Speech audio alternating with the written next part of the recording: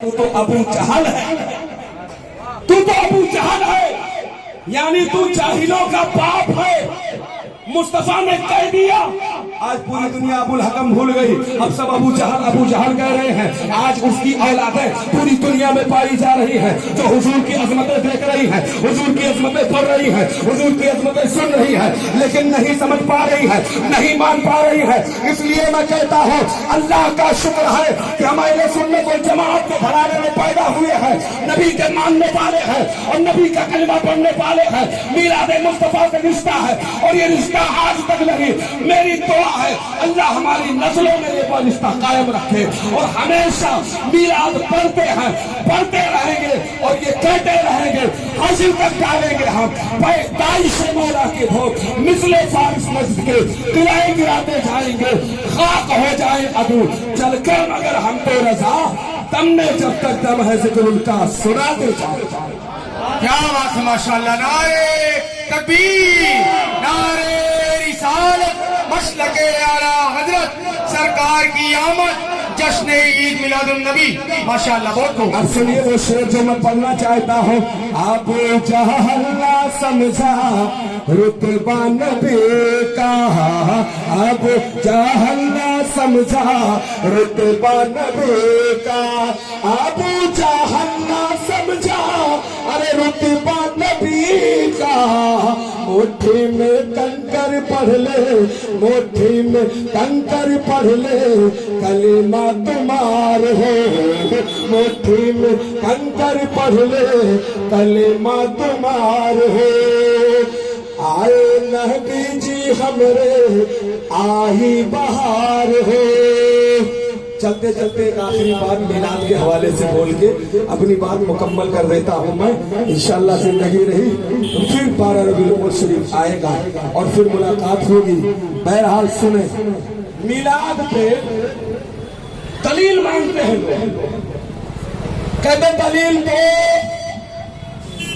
نبی کی پوری زندگی 63 سال، 63 سال، 53 سال مکہ شریف اور 10 سال مدینہ شریف، ٹوٹل 63۔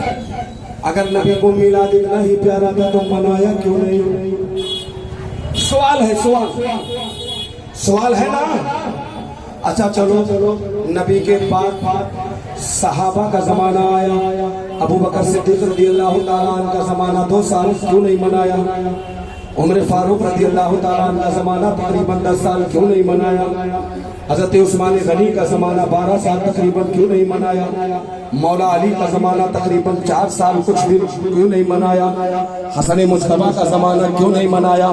میں نے کہا نادان، میلاد تو نبی کے زمانے میں بھی ہو رہا تھا، میلاد نبی کے زمانے میں بھی ہو رہا تھا، سسٹم الگ تھا۔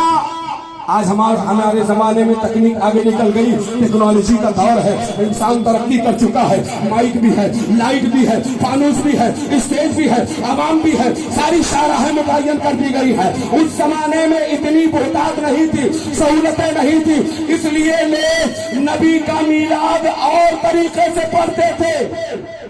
اب آئیے ذرا دیکھیں مسجد نبوی شریف، مسجد نبوی شریف میں اس روایت کے راوی حضرت امیر معاویہ رضی اللہ تعالی عنہ فرماتے ہیں، ایک رات نماز عشاء کے بعد ہم اور کچھ صحابہ بیٹھے ہوئے تھے مسجد نبوی شریف میں، حلقہ بنائے، گھیرا بنائے اور بیٹھ کر ذکر رسول کر رہے تھے کہ اللہ کا احسان ہے، اللہ نے ہمارے بیچ میں رسول پاک کو بھیج کر بڑا احسان کیا، ورنہ ہم آج اسلام میں کہاں آ جاتے، ہم آج کلمہ کہاں پڑھنا پاتے، ہم خدا کے برہان سے کہاں متعارف ہو پاتے، ہم کو کیا پتا تھا اسلام کسے کہتے ہیں، ہم کو کیا پتا تھا خدا کون ہے، ہم کو کیا معلوم تھا رسول کون ہے۔ یہ تو کرم ہے آمینہ کے چاند کا کہ ان کی برکت سے اللہ نے ہمیں ہدایت عطا فرما دی ہے۔ اب اتنا یہ باتیں کر ہی رہے تھے، ذکر کر ہی رہے تھے، تب تک آمینہ کا چاند حجرہ عائشہ سے باہر آیا اور مسجد نبوی شریف کے اس مقام پر پہنچے جہاں پر یہ صحابہ بیٹھے تھے۔ میرے نبی نے فرمایا کیوں بیٹھے ہو؟ کیوں بیٹھے ہو؟ انہوں نے کہا یا رسول اللہ علیہ السلام، ہم لوگ ایسے نہیں بیٹھے ہیں بلکہ آپ کا ذکر کر رہے تھے۔